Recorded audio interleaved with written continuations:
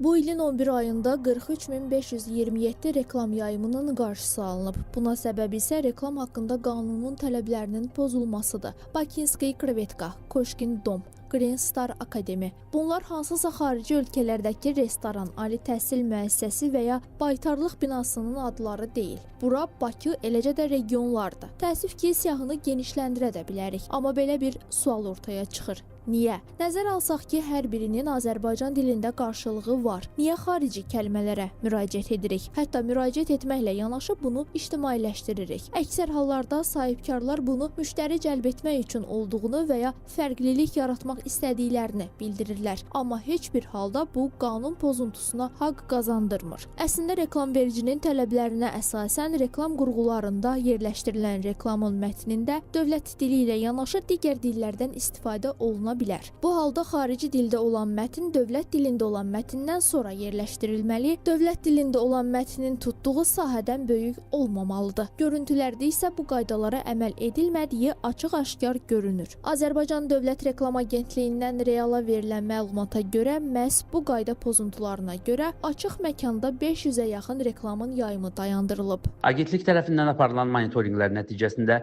2025-ci ilin dekabr ayınadək dövlət dili haqqında Azərbaycan Respublikası qanunun tələbləri pozulduğuna görə ümumilikdə açıq məkanda 500-ə yaxın reklamın yayımı dayandırılıb.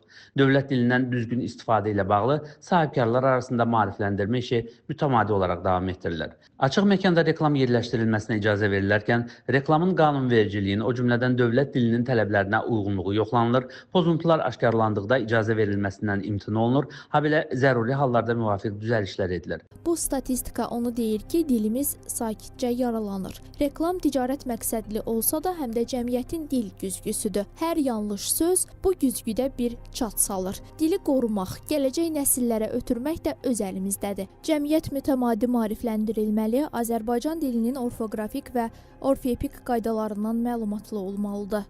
Qeyd edək ki, mövcud vəziyyətin təhlili və bu istiqamətdə həyata keçiriləcək işlərlə əlaqədar il sonunadək Əqli Mülkiyyət Agentliyi ilə Dövlət Reklam Agentliyi arasında işgüzar görüş keçiriləcək.